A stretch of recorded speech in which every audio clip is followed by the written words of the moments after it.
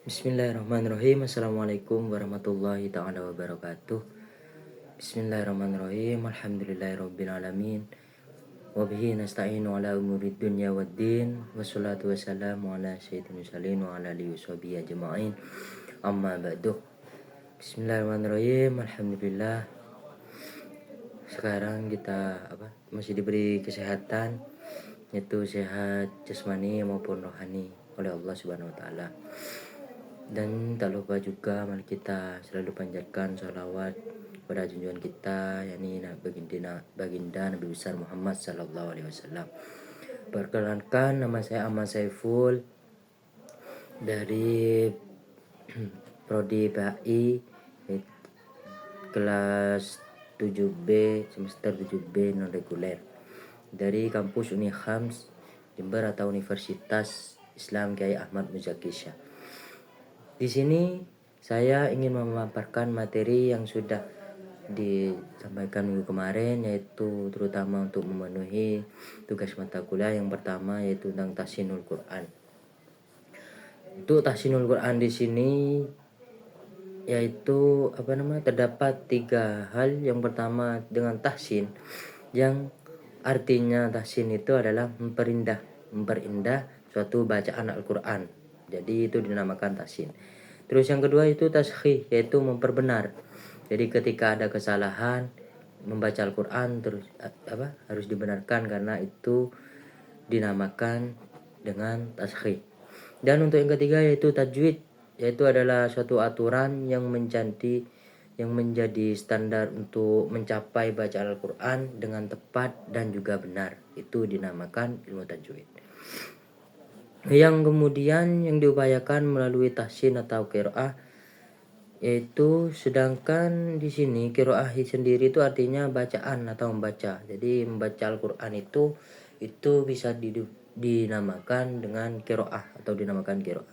Nah, tahsinul qiraah sendiri itu artinya adalah memperindah suatu bacaan Al-Quran. Jadi seperti itu. Terus kesalahan dasar bacaan. Nah, kesalahan problematika tahsinul Quran ini kesalahan dasar bacaan, yaitu kesalahan makhrajul huruf atau bacaan Al-Quran untuk yang pertama. Terus yang kedua yaitu sifatul huruf. Nah, jadi sifat-sifatnya huruf itu harus mengetahui juga. Terus kesalahan hukum tajwid. Contohnya seperti hukum nun sukun, mim sukun dan lain sebagainya. Maka itu harus diketahui. Terus untuk yang ketiga itu kesalahan dalam menggunakan vokal dan intonasi. Jadi ketika kita menggunakan vokal, itu contoh ketika menggunakan nada. Jadi ketika mengaji intinya ini ketika kita ingin membuat lagu, itu lagu harus mengikuti ilmu tajwid. Jadi tidak boleh ilmu tajwid mengikuti lagu, itu terbalik. Ya, jadi seperti itu. Contohnya ketika bacaan panjang, maka harus dibaca panjang. Jadi seperti itu. Terus untuk yang kelima yaitu kesalahan harokat. Kesalahan harokat ketika membaca Al-Quran. Jadi ketika membaca A di dalam Al-Quran, maka itu harus dibaca panjang. Harus dibaca A.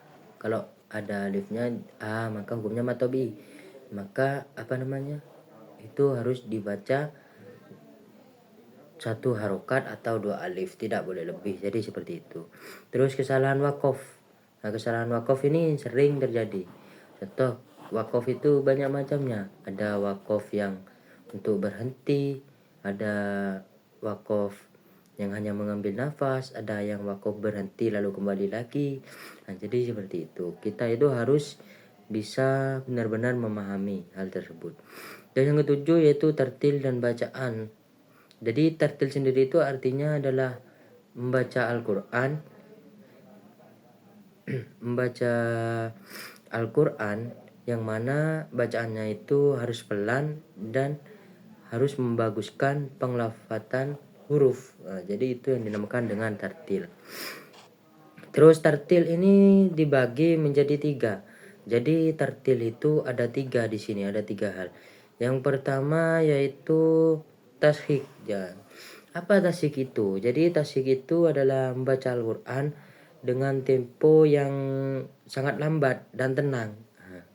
Dan juga fokus pada kejelasan makhrajul huruf, sifat-sifatnya, serta ilmu tajwid atau panjang pendeknya bacaan secara sempurna. Jadi seperti itu. Terus untuk yang kedua yaitu ada tadwir. Nah, tadwir di sini artinya adalah tingkatan membaca Al-Quran dengan tempo sedang. Jadi bacaannya itu ya tidak terlalu lambat dan juga tidak terlalu panjang. Nah, jadi seperti itu.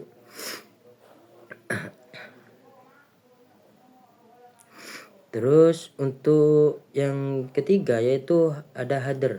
Hadr di mana ini namanya adalah tingkatan membaca Al-Quran itu dengan tempo paling cepat dan biasanya itu digunakan oleh penghafal Al-Quran untuk mengulang hafalan dengan memperpendek bacaan mad dan guna, namun tetap menjaga kaidah tajwidnya. Nah, maksudnya gimana? Maksudnya di sini ketika kita membaca panjang, membaca Al-Quran dengan cepat, kita itu tidak menghilangkan ilmu tajwidnya. Contoh, ketika bacaan panjang, contohnya matobi'i, kan biasanya 1 alif 2 harokat, maka kita tidak boleh mengurangi jadi setengah alif ataupun berlebihan, itu tidak boleh. Ya, jadi seperti itu. Terus di sini yang saya tangkap di sini tuh kenapa sih kita itu sangat belajar tahsinul Quran itu sangat penting, karena kita itu harus menjaga makna bacaan Al-Quran. Ya, yang pertama harus menjaga bacaan Al-Quran. Jadi kesalahan dalam pengucapan atau panjang pendek bacaan itu dapat mengubah arti ayat suci Al-Quran.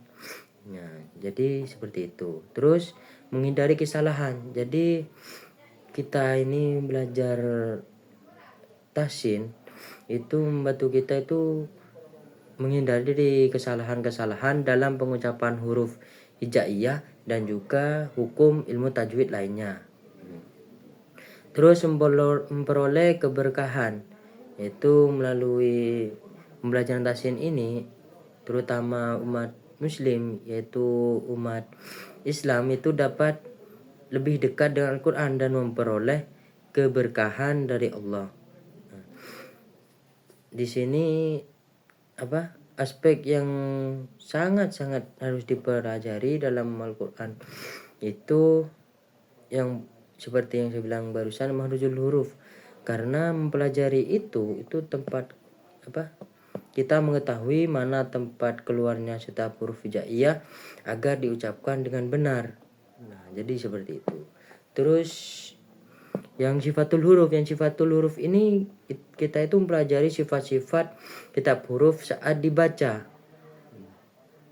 Jadi huruf umpamanya shin, sin, nah seperti itu. Kalau sin ya tidak berdesis, kalau shin maka ada desisnya. Jadi seperti itu contohnya. Terus hukum tajwid. Nah, hukum tajwid ini sangat penting. Kenapa? Karena hukum tajwid ini termasuk wajib bagi orang pembaca Al-Quran. Jadi ketika kita membaca Al-Quran tidak menggunakan ilmu tajwid, maka kita nantinya akan berdosa. Jadi seperti itu. Intinya hukum mempelajari dan mengamalkan ilmu tajwid ini itu hukumnya wajib.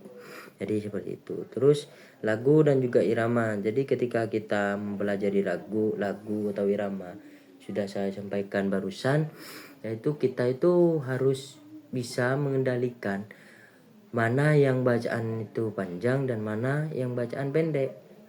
Nah, jadi seperti itu. Contohnya, ketika ada bacaan panjang, maka ketika ada bacaan panjang kita itu tidak boleh untuk belajar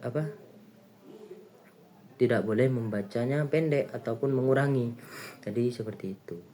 Jadi intinya tahsinul Quran ini sangat penting bagi kita, terutama orang muslim dan muslimat, yaitu terutama orang Islam. Kenapa? Karena tahsinul Quran ini sangat memperdalami bagaimana cara kita harus membaca Al-Quran dengan baik dan sangat benar. Mungkin itu yang dapat saya sampaikan, kurang lebihnya mohon maaf. Wabillahi taufiq wal hidayah. Wassalamualaikum warahmatullahi taala wabarakatuh.